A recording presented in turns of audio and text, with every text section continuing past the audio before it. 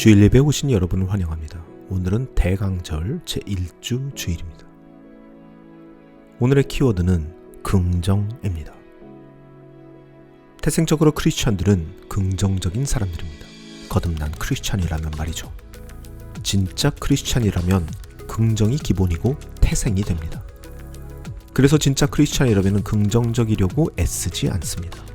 안 그래도 긍정적이니까요. 긍정이 태생이니까요. 우리가 긍정적일 수밖에 없는 이유, 우리가 받아들인 것이 굿뉴스, 복음이기 때문이고, 우리가 아버지라 부르는 분이 지금도 살아서 이 땅을 운행하시는 창조주 하나님이기 때문입니다. 우리는 긍정적인 사람이기 때문에 부정적인 상황도 피하지 않습니다. 긍정적인 사람이기 때문에 부정적인 말을 거부하거나 외면하지 않습니다. 부정적인 감정을 숨기지도 않습니다. 그래서 우리는 기쁨에 처할 줄도 알고 슬픔에 처할 줄도 압니다. 웃는 자들과 함께 웃고 우는 자들과 함께 울 수 있습니다. 누군가에게 웃어라 강요하지 않고 낙관적이 되어야 한다고 책망하지도 않습니다. 왜냐하면 우리는 그 누구보다 긍정적이라는 말의 뜻을 명확히 알고 사용하는 사람들이기 때문입니다. 긍정은 좋은 생각이 아닙니다. 그 둘은 동의어가 아닙니다. 긍정이란 말은 단순히 좋게 생각하라는 말이 아닙니다. 긍정의 바른 뜻은 그러하다고 생각하여 옳다고 인정하는 것입니다. 어떤 생각이나 사실 따위를 그러하거나 옳다고 인정하는 것, 그것이 바로 긍정의 바른 뜻입니다. 그러므로 긍정적인 사람이란 현재 처한 상황을 좋게만 해석하는 사람들이 아닙니다. 긍정적인 사람이란 현재 내가 처한 이 상황을 맞다고, 이게 옳은 거라고 인정하는 사람들입니다. 그래서 지금 느끼고 있는 이 부정적인 기분을 부정적인 것이라고 인정하고 속이지 않는 사람들입니다. 언제부터인가 교회에 모여서 스스로를 크리스찬이라고 하는 사람들이 긍정적이라는 이 귀한 단어를 이상한 방법으로 사용하고 있습니다. 그들은 그들이 현재 처한 상황을 전혀 인정하지 않습니다. 부정적인 상황, 부정적인 생각은 피해야 할 것으로 생각하고 부정적인 의견은 차단해야 할 것으로 여깁니다. 오직 좋은 생각, 좋은 상황, 좋은 의견만을 무지성적으로 쫓는 이상한 단체가 되어가고 있습니다. 마치 그들의 모습은 Good Vibes Only 또는 Positive Vibes Only, 이러한 해시태그를 붙이는 끌어당김 법칙의 신봉자들과 전혀 다를 바 없이 보입니다. 오늘 이 예배의 시간, 왜곡되어져 버린 이 긍정의 시대 속에서 진정한 하나님의 자녀만이 가지고 있는 진짜 긍정을 이야기하는 그러한 시간이 되기를 소망합니다. 다 같이 기도하겠습니다. 사랑과 은혜의 주님, 우리를 다시 태어나게 하시고 그렇게 긍정적인 사람으로 다시 빚어주시어서 이 땅의 아름다움을 온전히 누리고 살아갈 수 있도록 만들어주신 아버지 하나님께 감사와 영광을 올립니다. 거짓된 긍정이 넘쳐나는 이 시대에 온전한 긍정을 전할 수 있는 우리 모두가 될 수 있도록 이 시간 우리를 축복하여 주옵소서. 오늘 바쳐지는 이 예물과 시간에도 축복하여 주시어서 이 모든 것들이 이웃사랑이 온전히 사용되어질 수 있도록 인도하여 주옵소서. 예수님의 이름으로 기도드립니다. 아멘. 최근 저희 아이들에게 원형적 사고라는 말을 들었습니다. 원형적 사고? 이게 도대체 무슨 말이냐 하실 분들도 계실 겁니다. 저도 처음엔 그랬으니까요. 그래서 집에 와서 찾아보니 이 장원영이라고 하는 아주 이쁜 아이돌 친구 한 명이 있는데 그 친구에서부터 유래된 말이라고 하네요. 이 원형적 사고란 단순 긍정적 사고를 넘어서 초월적인 긍정적 사고를 뜻하는 말이라고 하는데요.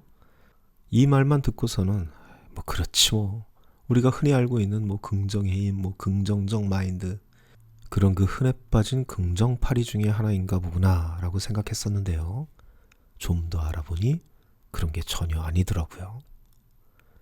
각종 밈들의 백과사전이라고 하는 나무위키에서는 원형적 사고를 이렇게 표현하고 있습니다. 제가 한번 읽어보겠습니다.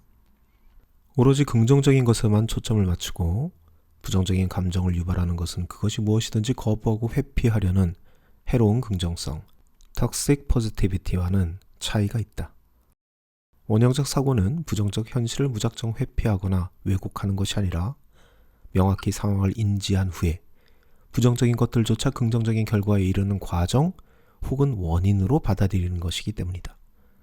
예를 들어 힘든 일이 닥쳤을 때 전혀 힘들지 않다며 애써서 부정하는 것이 아니라 힘든 것은 명백히 맞지만 나에게는 아직도 긍정적인 것들이 많이 남아있어.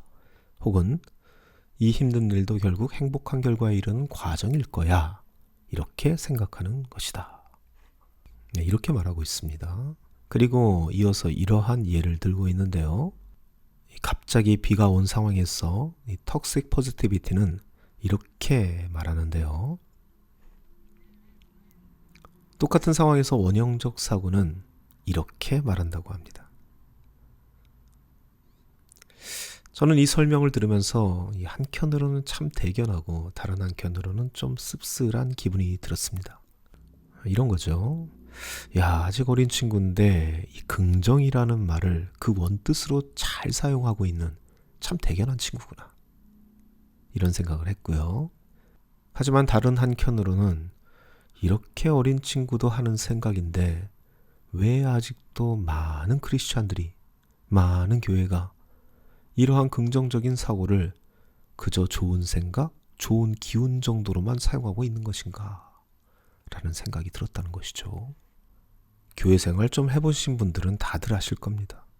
이 교회 안에서는 뭔가 부정적인 냄새를 풍기는 어떠한 이야기도 할 수가 없습니다. 교회의 잘못된 문화를 비판해서도 안 되고 목사님의 설교를 비판해서도 안 되고 뭔가 우울하거나 부정적인 기분을 느끼게 하는 그러한 노래, 그러한 의견, 그러한 대화들, 이 모든 것들을 차단하려 시도합니다.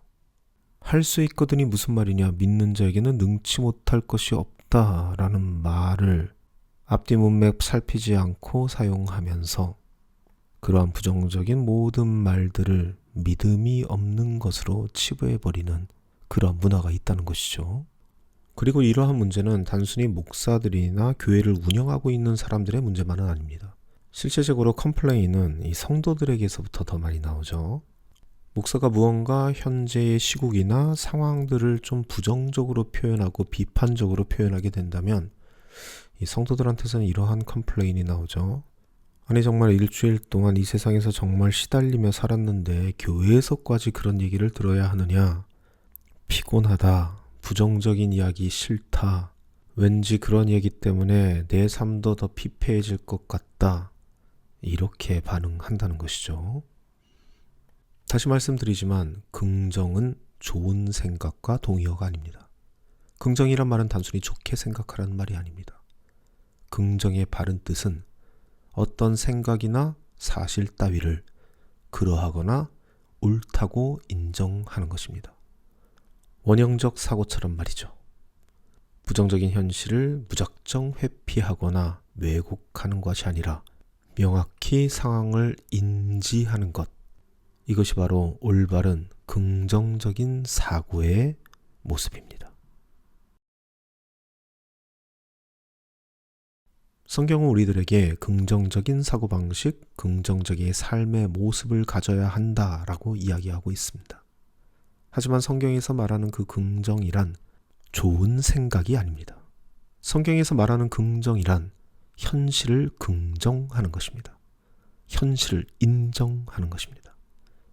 그렇기 때문에 저도 이 그리팅 시간에 긍정이라는 키워드를 띄우면서 이 영어로는 positivity가 아니라 affirmation이라는 단어를 사용한 겁니다. 이 affirmation은 사실 우리나라 말로는 긍정 또는 동의라는 단어로 사용하고 있죠. 성경에는 수많은 affirmation적 사고에 관련한 이야기들이 기록되어 있습니다. 히브리서 11장 1절 말씀입니다. 믿음은 현재의 이 실상 그리고 현재 드러나 있는 증거와 관련되어 있는 말입니다. 빌립보서 4장 13절 말씀입니다. 내가 무언가를 할 수 있는 이유, 그것은 나의 능력이나 나의 감정에 비롯된 것이 아니라 할 수 있다는 긍정적 사고에 기인하는 것이 아니라 오직 지금도 살아서 나에게 능력 주시는 자 안에서 내가 모든 것을 할 수 있다라고 고백하고 있는 것이죠. 좋은 생각이 아니라 현실 인식입니다. 하나님이 함께 하신다는 현실 인식 말이죠. 여호수아 1장 9절 말씀입니다. 이것은 내가 너에게 명령한 것이다. 너의 바램과 너의 계획과 너의 전술에 근거한 것이 아니다. 내가 명령한 것이 현실이다. 그러니 강하고 담대하고 두려워하지 말아라. 놀라지 말아라. 내가 너와 함께 하겠다. 즉 현실 인식을 하고 있으라는 얘기입니다. 하나님이 함께하고 있다는 그 현실 인식 말이죠. 그것을 긍정하라는 겁니다. 야고보서 1장 22절 말씀입니다. 너희는 말씀은 행하는 자가 되어야 한다. 너희들이 듣기만 하고 행하지 않는 것은 너희 자신을 속이는 것이다. 즉 말씀을 들었는데 행하지 않는다는 것은 지금 그 말씀이 현실 안에서 효과를 보여주지 못할 것이라고 생각하기 때문에 행하지 않는 것이 아니냐. 듣고 아무것도 행하지 않으면서 믿고 있다라고 너 자신을 속이지 말아라 라는 야고보의 말씀입니다. 정말 이렇게 가다간 끝이 없겠죠. 성경 안에서의 긍정이란 바로 이런 것입니다.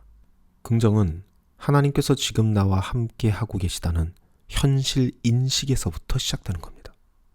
내가 품고 있는 좋은 생각, 지금 내가 처한 좋은 상황, 지금 부정적인 이 상황을 애써 외면하고 있는 나의 정신 승리, 이런 것에 기인한 것이 아니라는 겁니다. 오늘 저희가 채택한 전도서 3장 말씀은 하나님이 원하시는 긍정적인 사고라는 것은 바로 이러한 모습이어야 한다는 것을 명확히 이야기하고 있습니다. 전도서 3장 1절부터 12절 말씀입니다. 모든 일에는 다 때가 있는데 태어날 때가 있고 죽을 때가 있고 심을 때가 있고 뽑을 때가 있고 죽일 때가 있고 살릴 때가 있고 허물 때가 있고 세울 때가 있다. 울 때가 있고 웃을 때가 있다. 통곡할 때가 있고 기뻐 춤출 때가 있다. 돌을 흩어버릴 때가 있고 모아들일 때가 있다. 껴안을 때가 있고 껴안는 것을 삼갈 때가 있다. 찾아 나설 때가 있고 포기할 때가 있다. 간직할 때가 있고 버릴 때가 있다. 찢을 때가 있고 꿰맬 때가 있다. 말하지 않을 때가 있고 말할 때가 있다. 사랑할 때가 있고 미워할 때가 있다. 전쟁을 치를 때가 있고 평화를 누릴 때가 있다. 사람이 애쓴다고 해서 이런 일에 무엇을 더 보탤 수 있겠는가? 이제 보니 하나님께서는 모든 것이 제때에 알맞게 일어나도록 만들어 놓으셨다. 단지 사람은 하나님께서 하신 일을 처음부터 끝까지 다 깨닫지 못할 뿐이다. 과거와 미래를 생각하는 감각을 주셨음에도 말이다. 그러니 현실을 살아라. 어떤 상황에서도 기쁘게 살아라. 상황과 상관없이 좋은 일을 하고 살아라.